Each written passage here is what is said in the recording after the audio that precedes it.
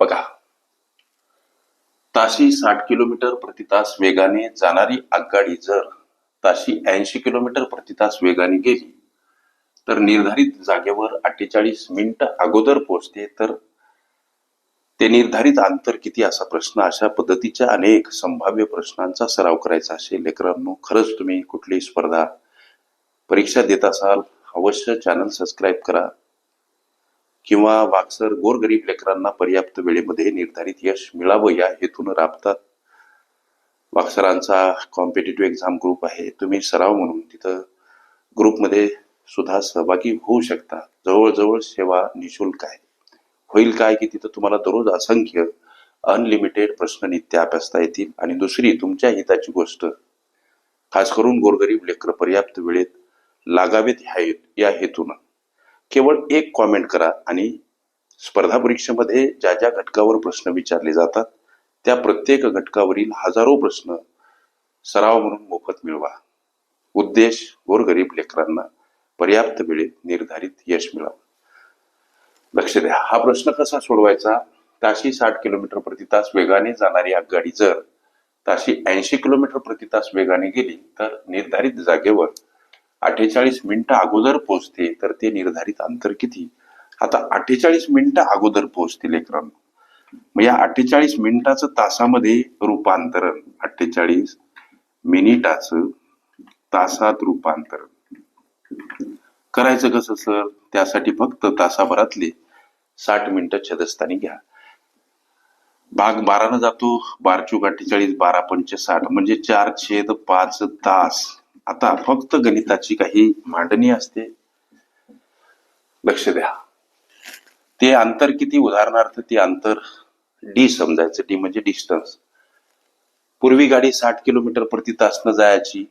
आता गणित म्हणते की जर ती 80 किलोमीटर प्रति तास वेगानं जर जाते तर 48 मिनिटं गंतव्य स्थानावर जाण्यासाठी तिला कमी लागतात. म्हणजे ती 48 मिनिटं अगोदर पोहोचते जेव्हा तिचा वेग 80 केला तेव्हा. आता हे जे 48 मिनिटं याचं आम्ही तासामध्ये रूपांतरण केलं. काय तर 4/5. पुढे चला, हे दोन अपूर्णांक तयार झालेले क्रम.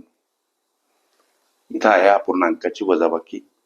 तिरप्या गुणाकाराने किंवा लसावी पद्धतीने आम्ही ही वजाबाकी करू शकतो. बघा, या तिरप्या गुणाकारानं करायचं झालं म्हणजे या छेदाने या अंशाला गुणाकार 80d वजा या छेदाने या अंशाला गुणाकार 60d छेदस्थानी असतो.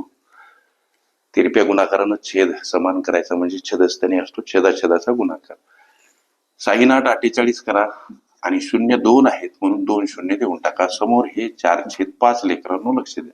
अंशातील वजाबाकी 20d छेदस्थानी काय 4800 समोर 4/5. लक्ष द्या, या शून्यासाठी हा शून्य घालवा, एक पायरी वाढवा. 2d छेदस्थानी 480 समोर 4/5. आता बे एक बे आणि 2 गुणीला 240 म्हणजे 480 होतात. पुढे चला, d छेद 240 समोर 4/5. या d ला आता मोकळं करा बिंदास. 4/5 कडे जाताना हे छेदस्थानी असलेलं पद कुठं मांडा लागते. अंशस्थानी. का मांडा लागते तर संख्या परस्पर विरुद्ध बाजूने जाताना एखाद्या पदासोबत छेदस्थानी असेल तर अंशस्थानी मांडा, अंशस्थानी असेल तर छेदस्थानी मांडा. अधिक असेल वजा वजा असेल, अधिक गुणिला असेल भागीला असेल गुणिला मांडा. हे गणितीय गुणधर्म पाठ करा. म्हणजे 240 ची रवानगी 4 सोबत गुणिला स्वरूपात.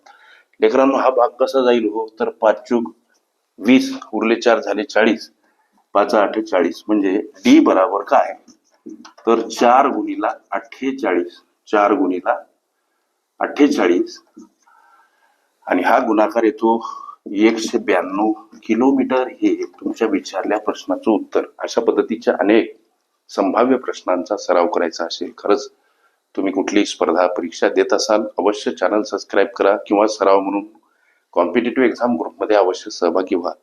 एक कॉमेंट करा आणि गणित स्पर्धा परीक्षेमध्ये विचारल्या जाणाऱ्या प्रत्येक घटकावरील हजारो प्रश्न बाय व्हिडिओज मोफत मिळवा. ओके. आंतरवेळवेग रेल्वे प्रश्न ह्या माझ्या प्लेलिस्ट अवश्य बघा.